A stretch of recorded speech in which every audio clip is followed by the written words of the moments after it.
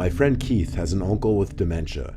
Long story short, his uncle usually lives with his grandma, but she was in Florida with some church group for the week, and Keith was going on a business trip, so while he was gone, he hired me to house sit. This included watching after and taking care of his uncle. I'll call him Uncle Nick. Keith would only be gone for 2 days. On the first day of my house sitting, I mostly just hung out in the backyard reading and tanning, or in the living room watching TV. I cooked twice. Each time I made extra food for Uncle Nick, but I never saw him come out of his room upstairs. I went up to knock on his door lightly and tell him I made food. I heard a grunting noise on the other side of the door. I assumed that was his way of acknowledging me. I never actually met his uncle. Oddly enough, we weren't introduced when Keith hired me for this little job. Uncle Nick was fully aware of my being there, at least that's what Keith said. He never left his room to eat while I was in the living room, so I went up to Keith's spare room for the night.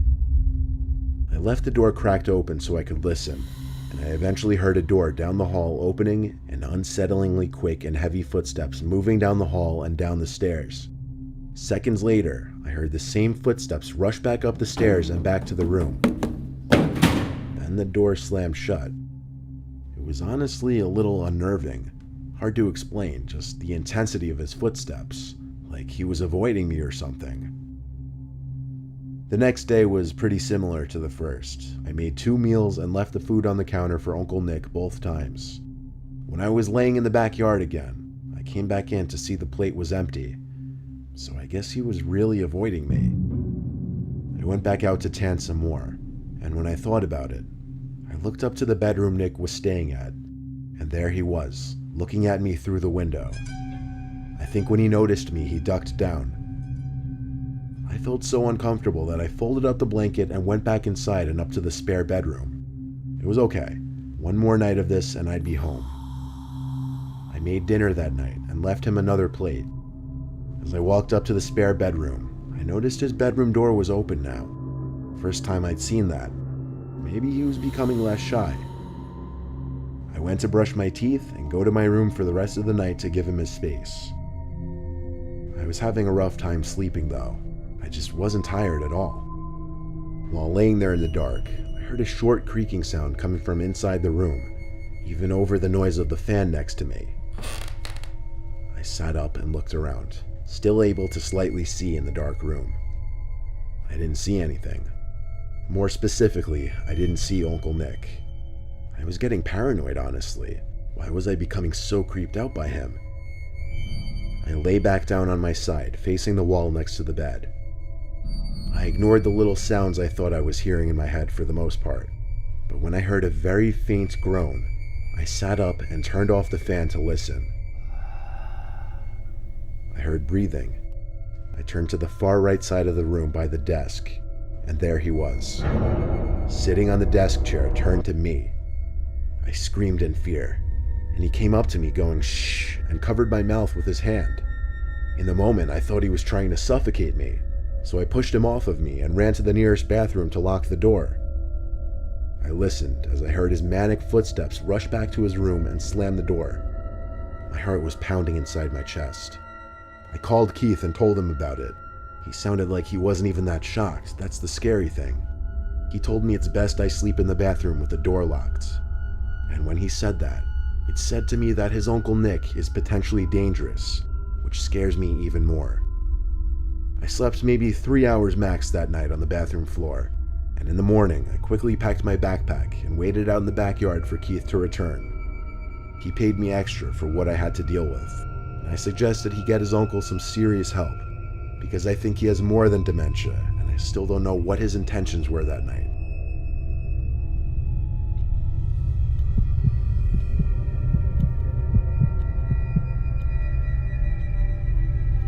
My dad once told us a true scary story of his from when he was in his 20s.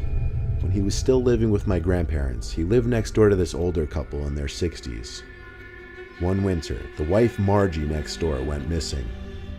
The husband knocked on their door and asked my grandparents if they'd seen her, but unfortunately they hadn't. No one had, apparently. A few days later, my dad was out at the park playing football with friends. That's when it started to snow. They played in the snow for a while until it got to be too much. Then they all went their separate ways back home. When my dad got home, he realized his parents were gone. My dad started the fireplace and went to his room, which was adjacent to the living room, to throw his stuff on his bed. Then he went to take a warm shower. When he got out from the shower, he thought he heard humming from the living room outside the bathroom. He opened the door a crack in his towel and said, "Mom?" The humming stopped, but a creaking sound continued. My dad threw on his clothes in the bathroom and walked out into the living room. There in my grandpa's old rocking sofa chair was Margie from next door. She looked straight at my dad and said, "It was so cold, I needed to get warm." My dad ran next door to get the husband, but when the two of them returned to the living room, the sofa chair was empty and Margie was gone. The two of them searched the whole house together, calling her name, but she wasn't there. Now, this much of the story was enough to creep me out already when my dad told it to us. But it didn't end there, and the really scary part didn't happen until the next day, when Margie's dead body was found in the man next door's crawl space, where she apparently tripped and sliced her head open on a sharp object. He only found her because the smell became so unbearable he smelt it from the garage. The thing is, the body was deemed to have been dead for at least 3 days, yet my dad saw her in the living room just the day before. To this day, my dad believes he saw the ghost of Margie in my grandparents' living room that day, and my dad's not one to make stuff like this up. When he first told us this story when I was 9, let's just say I didn't get much sleep that night.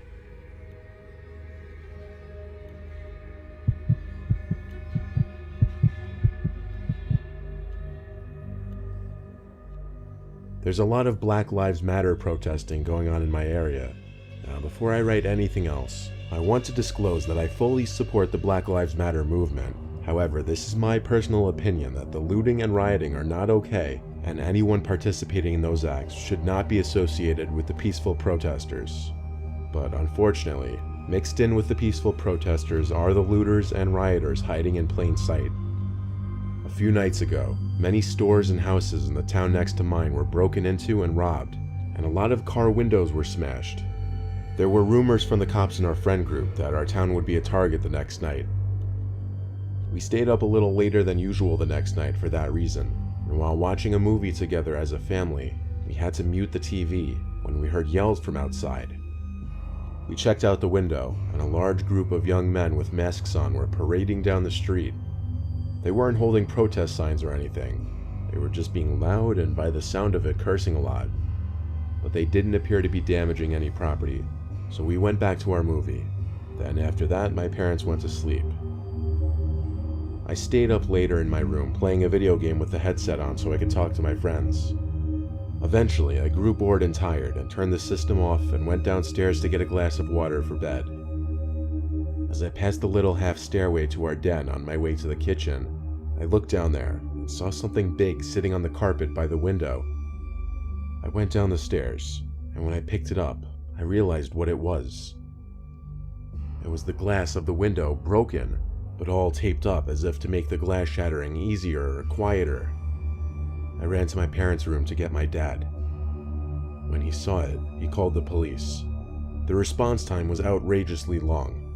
My dad said we were lucky the line wasn't busy, as the 911 calls recently by us have skyrocketed. When the police came to search the house, it didn't seem anything was stolen or anyone was in the house. They had to respond to another call within 20 minutes, but they said to call back if something else happened. My dad and I opted to sleep in the den for the rest of the night to prevent anything else from happening, so my mom went back upstairs. Time rolled on slowly, but eventually I think my dad fell asleep. A large rift of wind hit me in the face through the opening where glass used to be, causing me to open my eyes and look at the window. No one was out there, but for some reason I thought I heard something come from upstairs, so I went up the half flight of stairs thinking maybe it was my mom. When I got to the kitchen, I continued to hear noises from above me, so I walked upstairs, and the noises were still coming from above me. What else was above? The attic. I went to the upstairs storage room which had the attic door. I quietly opened it, revealing the short stairway to the attic. This is when the noises stopped. I didn't flick the light switch on. I just tiptoed halfway up the stairs to listen. That's all. The heavy silence was terrifying, considering I knew I was hearing noises from up here just a second ago. I waited on one of the middle steps to hear something. Then I felt the hairs on my head being moved.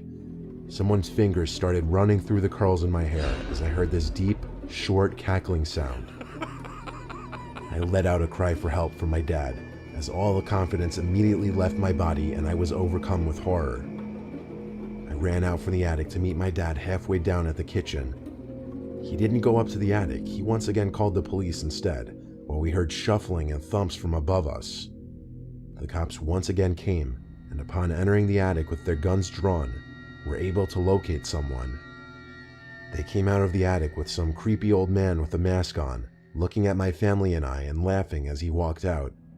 When the cops asked him in the back of the car what he was planning on doing, he simply admitted right away that he's seen all the looting going on the news, that he wanted to join in on the fun. He made his way to our attic because he said that's where people store their most valuable possessions. Based on the way the man spoke and acted in general, you could tell he was certifiably insane. He told the cops that he was alone. Oddly enough, he answered all their questions no problem. But once again, this guy clearly had some screws loose or missing entirely. Feeling him brush his hand through my hair like that will probably haunt me for a long time, maybe even life. And one thing is for sure, I don't feel safe going in that attic anymore.